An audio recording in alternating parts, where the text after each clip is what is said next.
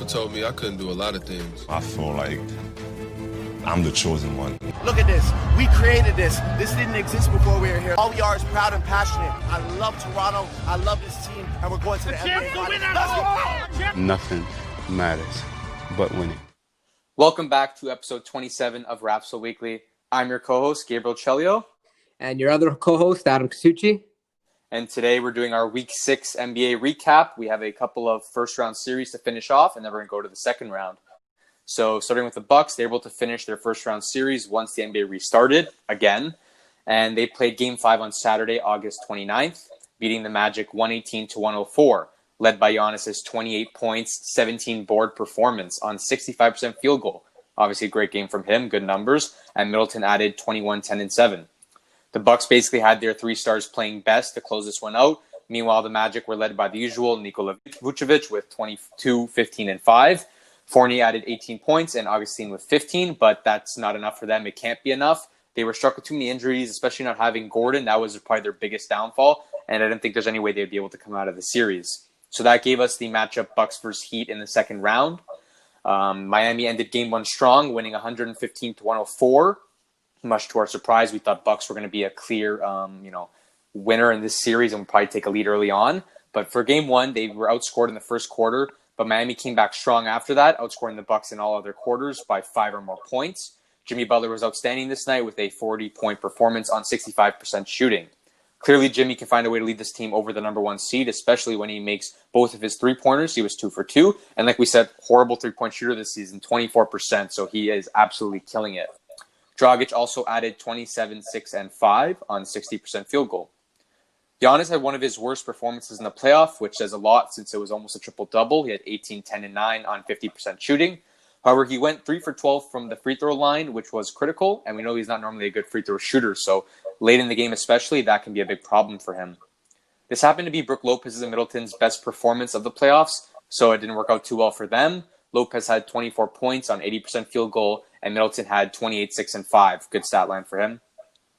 He capitalized more this game with a lot of points off turnovers, 28 versus 10. That was clearly one of the big focal points of the game. And also there was more second chance points, which were a result of a huge rebounding difference between the two, 46 versus 34.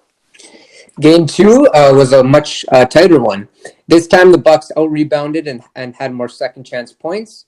However, the points off turnovers were still in the Heat's favor, which is largely due to their fast transition play. The game ended 116-114 for Miami Heat, giving them a 2-0 series lead. However, there were 2 controversial calls at the end of the game. One was a 3-point foul on Chris Middleton, which I believe was due to not leaving enough space for the shooter to land.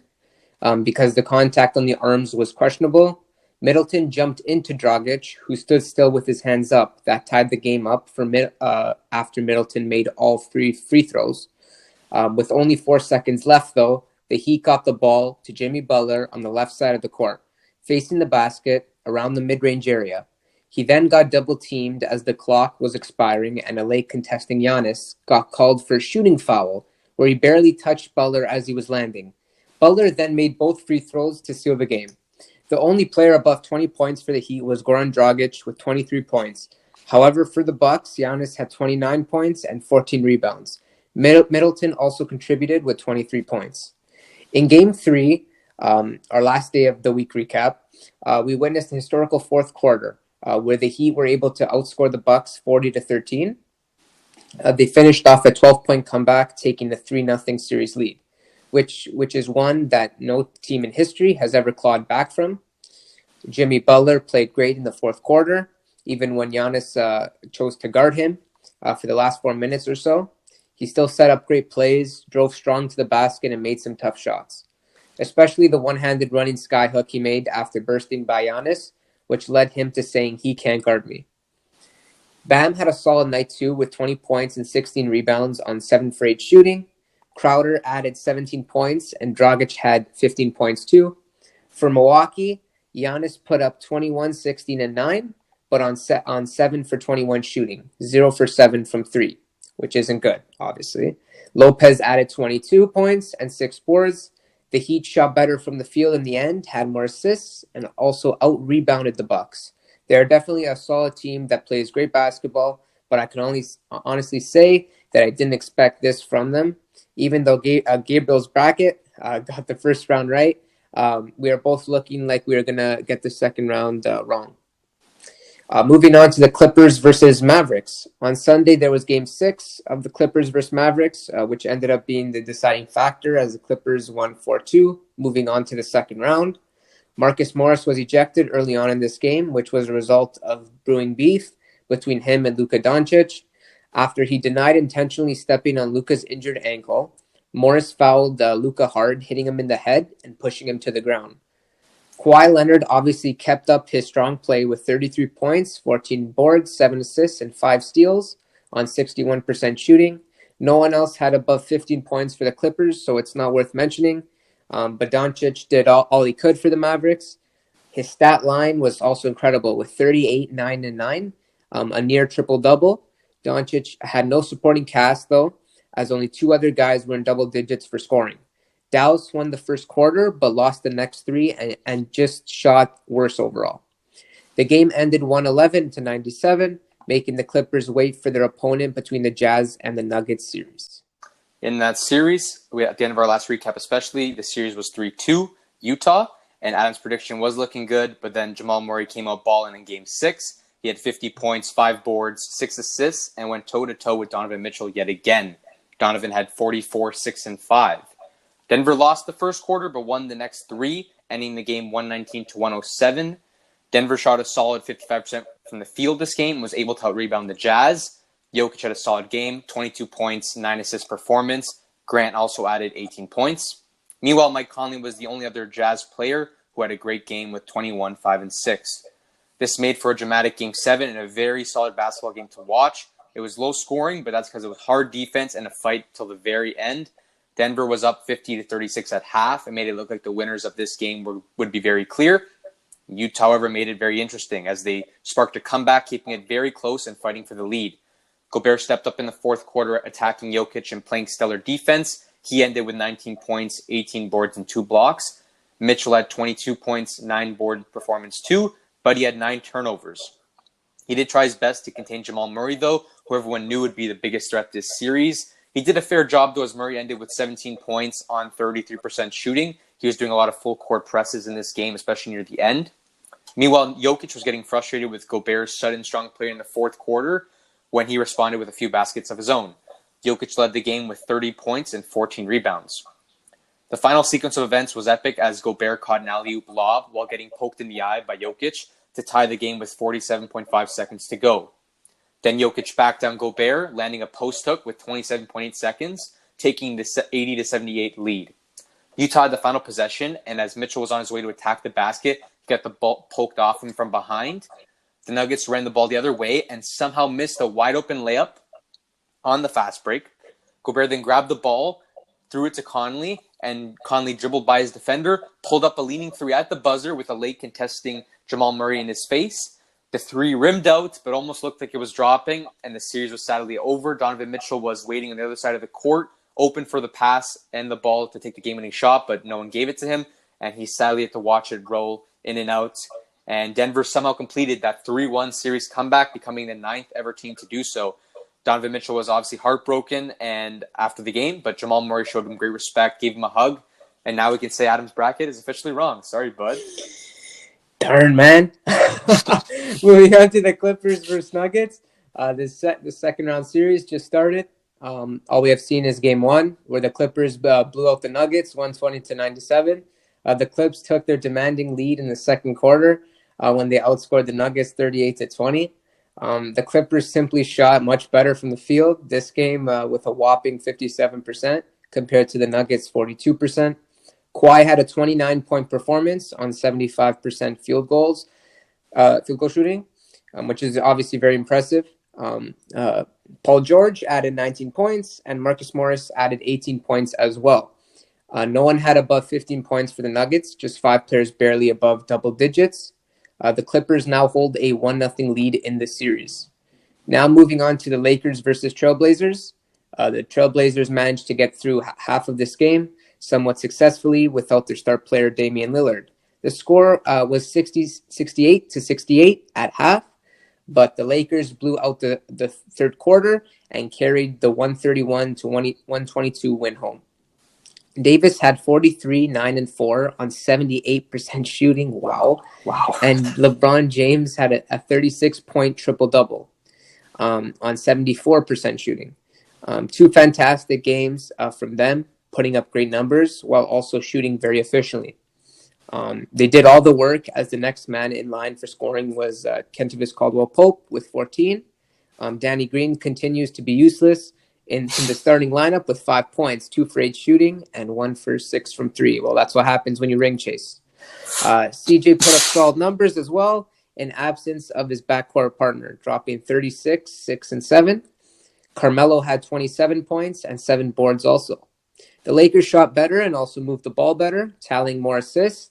This helped them win the series 4-1, moving on to the next round. Now they have to figure out who their opponent would be in the Thunder-Rockets series. Starting where we left off last week, there was a Game 5 once the season resumed, which saw the Rockets blow out the Thunder 114-80. Harden led with 31 points and 5 dimes on 73% shooting. Kind of rare for him to shoot that well. Schroeder had the most for the Oklahoma City Thunder with 19 points. Danilo Gallinari is usually one of their top scorers, but suddenly this game he went 0 for 5, ending with 1 point in 22 minutes of play. Obviously not good for them, and when he's not playing well, you can pretty much assume that their offense is not rolling. The story of this game was OKC's rough shooting. They had 32% from the field and 15% from 3. They also had far less assists and many more turnovers than the Rockets. Westbrook also returned from his injury this game. First game back, good for the Rockets. Another advantage for Houston was that Schroeder was ejected for hitting Tucker in the groin while trying to fight through a screen. PJ was also ejected for retaliating with a headbutt. OKC then should have abused the matchup down low after they lost their short center. They could have given the ball to Adams more, but they didn't, and that was kind of the cause of their loss. In the next game, it was OKC's turn to seal a victory, tying the series 3-3 and forcing a Game 7 after a 104-100 victory. This game was a close one. Harden led Houston with 32, 8, and 7. Russ added 17. Covington added 18. For OKC, Chris Paul put up 28 points, 7 boards, 3 assists, 3 steals, while Gallinari came alive again, 25 points, 5 boards. OKC led most of the fourth, but the Rockets were clawing their way back, eventually leading 100-98 with just over a minute to go after a Russ layup. Then with the game tied by Schroeder, OKC had one of the last possessions where Paul drove by Covington, drawing a shooting foul, and then making both free throws to lead 102-100. With a critical game-tying possession for Houston in the next play, Westbrook tried to drive and kick, but passed it out of bounds, causing a turnover. The game was then won off of free throws from there by Danilo Gallinari, which led to an exciting Game 7 to see who would verse LA. So this game was as close as it gets, as neither team ever held the lead in double digits. This game, like the Denver and Utah's Game 7, was largely based on defense. Harden was held to 17 points and 9 assists on 4 for 15 shooting, 1 for 9 from 3. Russ had 20 points, while Covington and Gordon both had 21. For OKC, Dort had a phenomenal 30-point game. Shout out to him, which is the most points scored by a rookie in any Game 7 ever. Chris Paul also had a well-rounded game with a 19-point, 11 rebound, and 12 assist triple-double. PJ Tucker got the ball in the corner and turned down the open three-pointer, which he just missed previously. Instead, he made a floater with 125 to go to take the 103-102 win. After a series of crazy high-intensity plays from both teams, defensively and offensively, Houston was able to grab the ball. Then Russ drove and missed his third left-handed layup in a row during the dying minutes of the fourth quarter. OKC held the ball with the last play of the game and a chance to win. They eventually swung the ball and found Dort open for 3. But Harden came flying over and got a piece of the ball, sending it flying in the air. With just under 2 seconds left, Dort caught the ball and tried throwing it off of Harden in order for it to go out of bounds and stop the clock.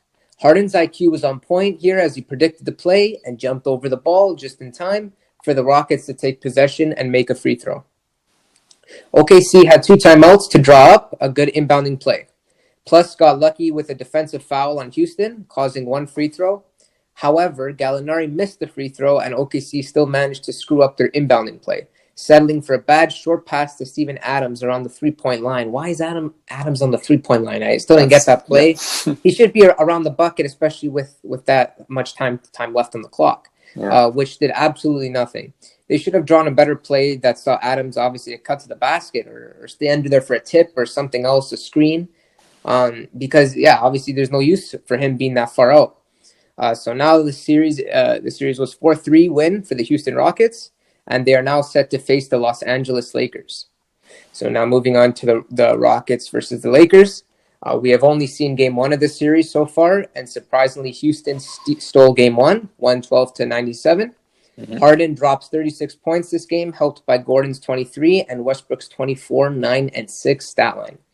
Davis had a decent game with 25 points and 14 boards on 63% shooting. LeBron had 28 and 7, which is not good enough for him. AD and Bron also combined for 7 turnovers. Everyone else on LA shot kind of badly and did not help the Lakers, which seems to be their huge downfall this year. KCP shot 2 for 8. Danny Green shot 4 for 12. My head. Rondo and Kuz shot 3 for 9. Combined, they shot 6 for 21 from 3. 29% from 3 for the supporting cast, which isn't going to cut it for the Lakers. Yeah. This game was mostly lost in the fourth quarter as Houston pulled away, outscoring the Lakers 27-18. And they now lead the series 1-0. Okay, so now moving on to our favorite series, Raptors versus Celtics. Yeah. When looking at game one of the series, it was a disaster for the Raptors, losing to the Celtics 112-94. The historical drought continued with the Raps losing game one and having a poor game one performance. In this bout, everything was against the Raptors. The defense wasn't the greatest and then struggled to find the rhythm on the offensive side of things. There were no standout performances from the Raps as the team shot 31 out of 84 from the field and 10 for 40 from 3. Fred VanVleet did get a career high in steals with 6, but that would be the only positive you can pull out of this one for the Raps. The first quarter was won by the Celtics 39-23, which set the tone for the game favoring the Bees. Boston had players outside their big three perform, with Williams being the rim runner he was, being 5 for 5 from the field. Smart providing a team-high 21 points for the night. Tice snatching 15 rebounds and scoring 13. The big three for Boston was kept to average performances, having Kemba dropped 18, 3, and 10. Tatum had 21, 9, and 2, and Brown had 17, 5, and 4. Yeah, I just wanted to say something about that game one. Overall, our team just played absolutely horrible basketball. We were not getting lucky at all, especially offensive end. Kyle and Freddie, they weren't finding their rhythm. They weren't finding their shots. They both shot horribly. Pascal Siakam was absolutely lost that game. Couldn't make a play. His offense was horrible. He couldn't back down. He couldn't get anything, causing turnovers. It was a horrible game from him. Marc Gasol just as lost. He's been basically non-existent on the offensive end. Basically, the whole team just really struggled game one. And, we kind of were hoping that we would just shrug it off and focus on bettering ourselves for game two. Yep. Now moving on to game two of this tight-knit series, the Raps couldn't buy any luck as the Celtics squeezed out another important one, 102-99. Raps should have taken this one and known that it could be costly moving forward in the series. The Raps are known to always bounce back after uncharacteristic performances, which happened in game one, but that turned out not to be the case here. The story of the game was Smart coming out of the woodworks in the fourth, nailing 5 huge triples to put the work the Raps did in the first 3 quarters out the window. Raps' top performers were OG, who had 20 points and 7 boards. Ibaka had 17, 9, and 2. Freddie and Lowry continued to struggle shooting the ball, going 3 for 19 from 3. Powell, Boucher, and Davis didn't have any impact as well. Gasol was fouled out as he looked completely lost on the floor. I just wanted to say one thing about Gasol. If you're looking at him catch the ball around the 3-point arc, he's always looking to make a play, but sometimes he's not even looking at the basket. Like they're leaving Tice is leaning off of him, and he could shoot the 3 ball. He's historically a good 3-point shooter. I don't know why he's not shooting it. I don't know if it's the confidence. I think it's the confidence. I think he's lost a lot of his confidence this year. He's not shooting too well, and I think that especially in the bubble we've seen it. He hasn't shot well at all. His 3-pointers are not even popping in and out. They're far left, far right. They're just totally rimming out. I think he's lost a lot of confidence and just doesn't really want to shoot anymore from there. Yeah, that has to change because, Nick Nurse's offense, it relies on the 3 ball a lot. And if he's open and they're leaving him open, he has to be able to shoot those shots. Yeah. Okay, now moving on. Siakam didn't make the best basketball plays in terms of IQ this game. In the last 2 minutes of play, he couldn't make the right pass or be the clutch scorer we needed him to be. Yeah. For Boston, they had another strong performance from Williams with 11 points and 4 boards, 5 for 5 again from the field.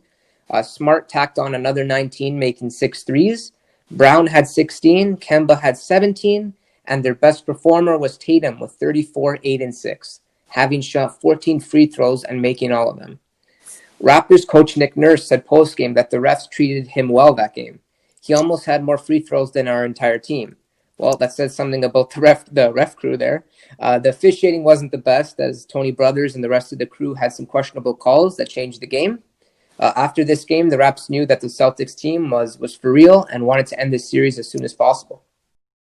Yeah, I think going back to game 2, the way the game ended specifically, I think what Shaq had to say after the game was right, that like he is like not a true star. He was a kind of a star without by forced, because Kawhi left. We had no choice but to make him a star because he was a second option when Kawhi was here and he was having a nice breakout season.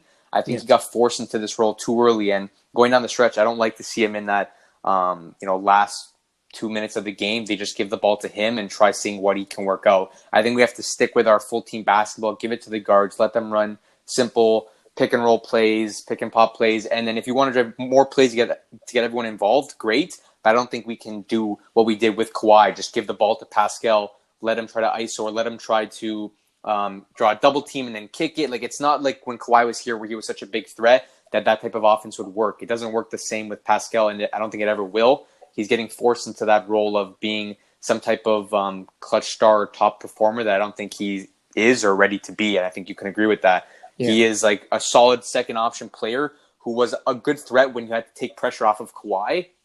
But now putting him into that start position, he's not ready for that. He hasn't had the skills for that yet. He needs to maybe adapt to become that role. Yeah.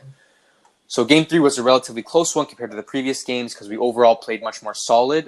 Guys got out of their shooting slumps this game. We were still struggling a bit first half. We were down 57-47 at half. However, we took charge in the second half of the game, outscoring them in both quarters and making the ending very close. Lowry came out strong and clearly angry at his previous play the past 2 games. He had 11 points in the first quarter, ended with a very solid stat line, 31, 6, and 8. Freddie played solid too, with 25 points and 6 dimes. Mark came out more aggressive also, so that was better to see. He played more solid overall at the beginning of the game, considering Ibaka had a rough night, only 2 points, 1 for 6 shooting. However, we will get to Mark's mistake in the fourth quarter.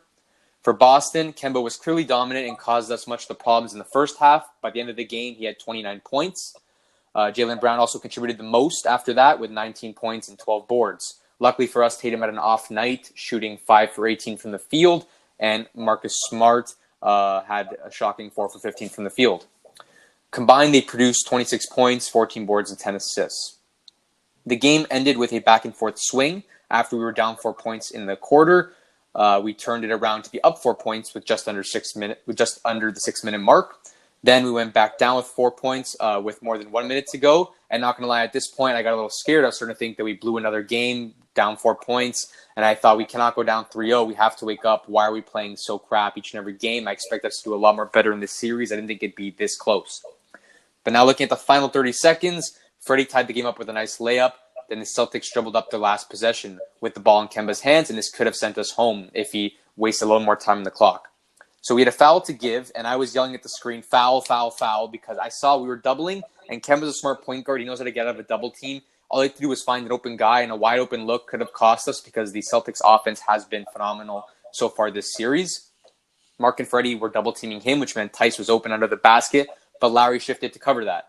However, someone was still open, and they could get a wide open look. So what Mark should have done was cause a reach and foul once Kemba got by him. You know, Mark is a lot slower, and Freddie obviously is a point guard. He can guard Kemba much better. So Kemba's obviously going to attack Mark's side. Once Mark was too slow and Kemba got by him, he should have did a reach and foul, gave up the foul to give, and they could have stopped the play, reset the defense, and there would have been about maybe 2 or 3 seconds on the clock, which would have been good and not enough time really to set up such a strong play. We would have done a better job there. Instead, we have now Freddie and Mark out of the equation. Kemba is basically attacking the basket like a 5-on-3 since they're both behind him. So now he has an offense with just 3 defenders in his way. He's got to worry where Kyle is, where Pascal is, and where OG is. But the other 2 are kind of out of the equation because they're behind him. So since some of the players had to step to Kemba's deadly mid-range pull-up, that's what he's known for, Lowry had no choice but to step there, which left Tice wide open under the basket for an easy dunk with 0.5 seconds left. The only other option Mark had, if it was not fouling, once he got beat, he should have quickly dashed straight for Tice because the big man was unguarded, and he could have got an easy putback or a dunk like he actually did.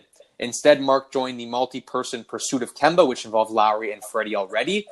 I think overall they were just a lot focused on not losing the game. They didn't want to get beaten by a game winner, and they know Kemba is a clutch player and a superstar on that team, the main player, so they would have assumed that he would have gone for a game-winning shot. So the pressure was on that play, and Mark probably wasn't thinking straight. He just thought Kemba's going for the win. He's going to pull it. Meanwhile, there was an easy game winner awaiting. But luckily, there was 0.5 seconds left on the clock. I was banging my head thinking we blew it, down by 2, and we were going to get kicked out of the playoffs soon.